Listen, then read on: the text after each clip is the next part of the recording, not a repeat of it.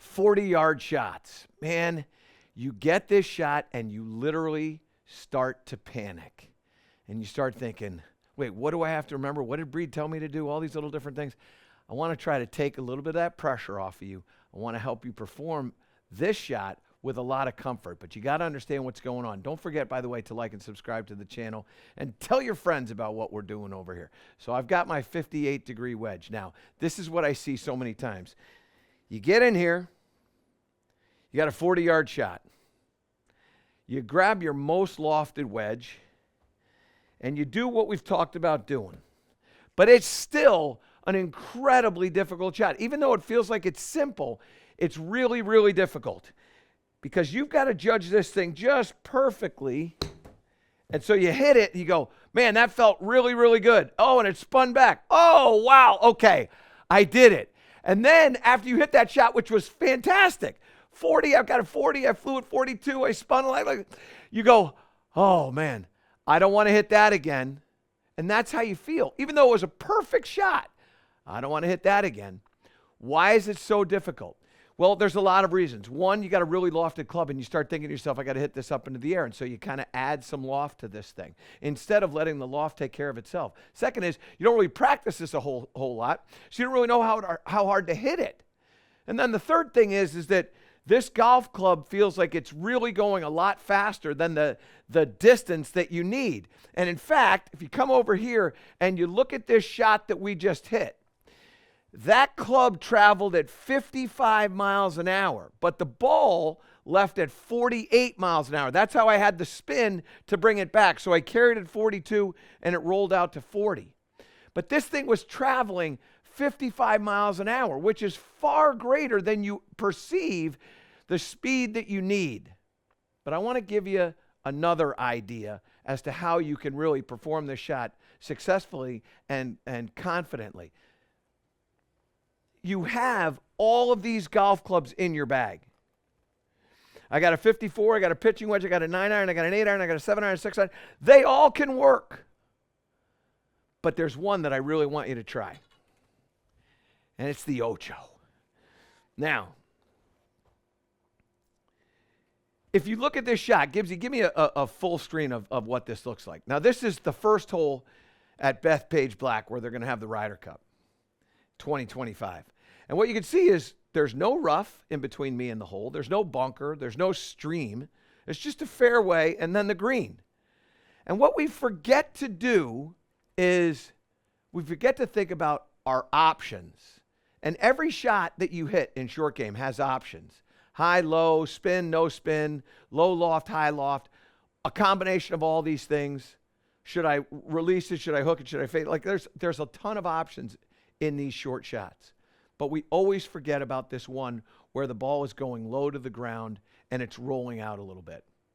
And so when you start hitting shots with an 8-iron and you face this shot here, now I can hit a low shot like that and it just runs along the ground. It almost went in the hole. Now, I didn't even think about what I was doing there.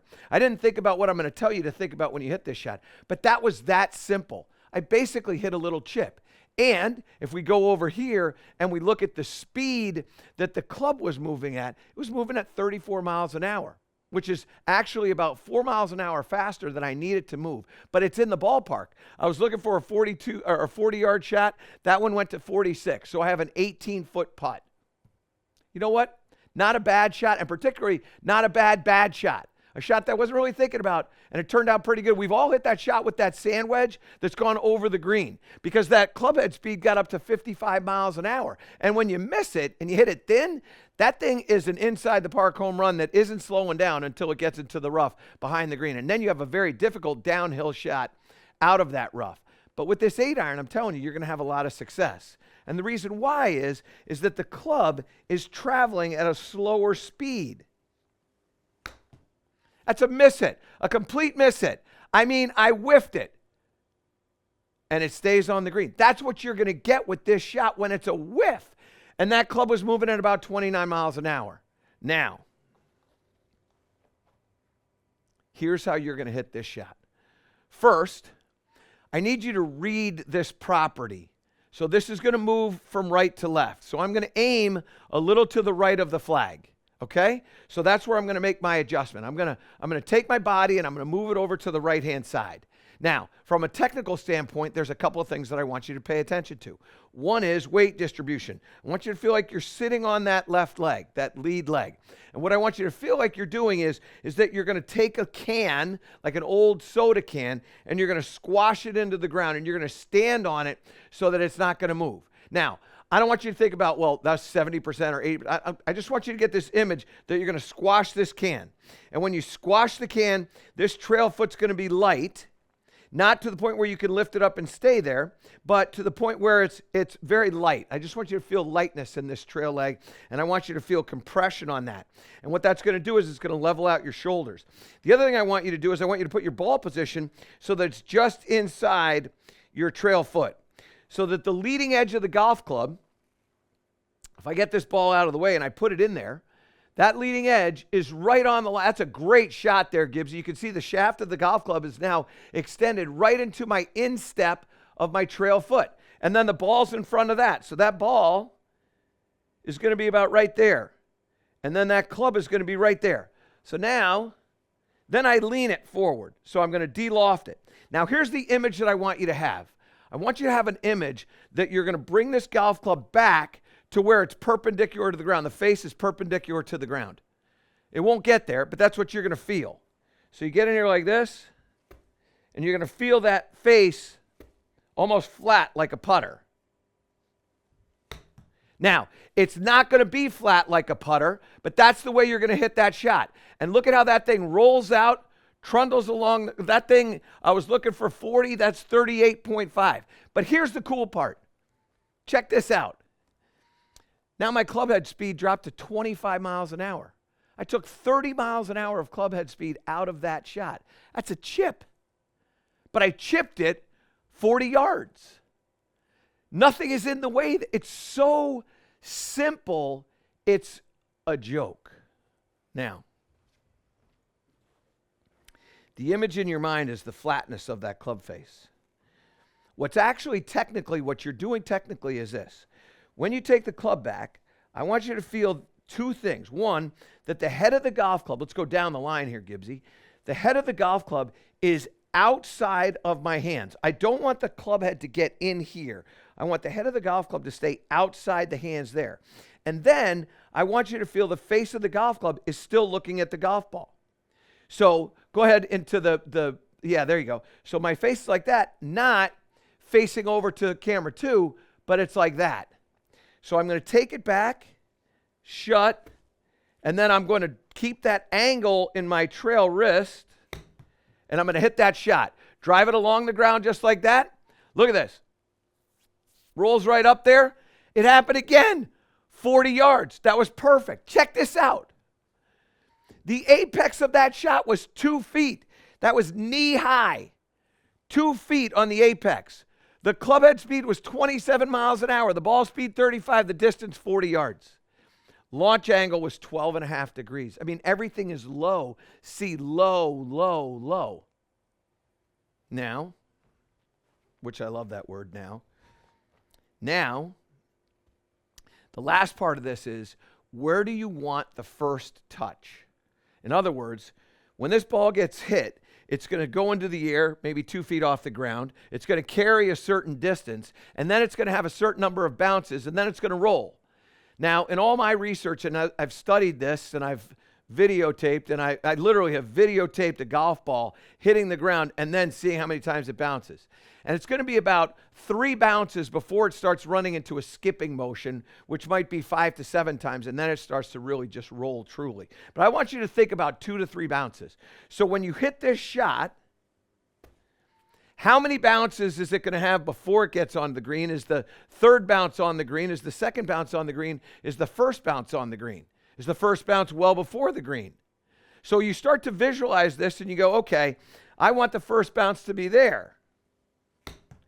Now that's 1, 2, and third one is on the green, and then it rolls out.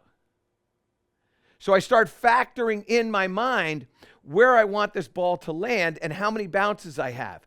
If I hit this shot and I have the ball land on the green and then take its bounces, I just missed the front of the green there, so I stabbed that one a little bit. Oh, look at this. Don't do it. Missed that one. I'm going to try to get this thing. I'm going to go over to the right and see if I can't get it to land on the green here. So that'll land on the green. And now watch. That thing's going to roll into what will be a downhill putt. So what I'm trying to think about is where that first bounce is, how many bounces before the thing gets on the green.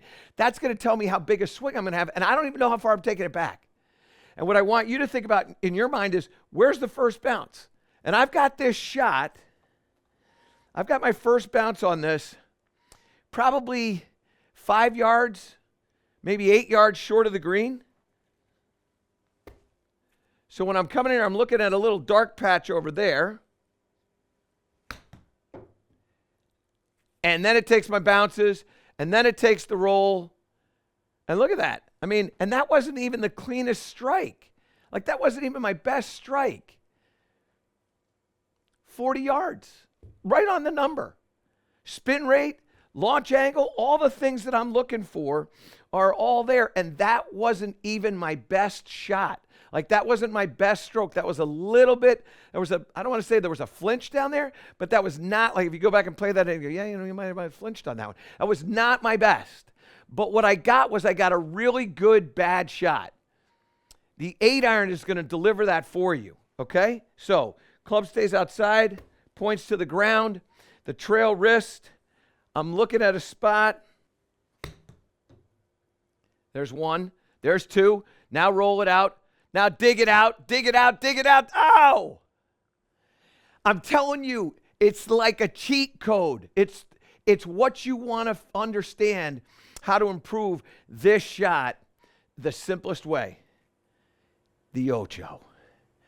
I'm telling you, practice it. It's also going to improve your the other shots that you're going to have, because you're going to start hitting low shots. You're going to start seeing low shots. And when you take low shot technique and you put it into lofted clubs, they start spinning a little bit more. You start making better contact. You start hitting it in the center of the club face more frequently, and you start shooting lower scores. Next time you find yourself in this situation, get the ocho. I'm telling you, it's going to keep you out of making ochos.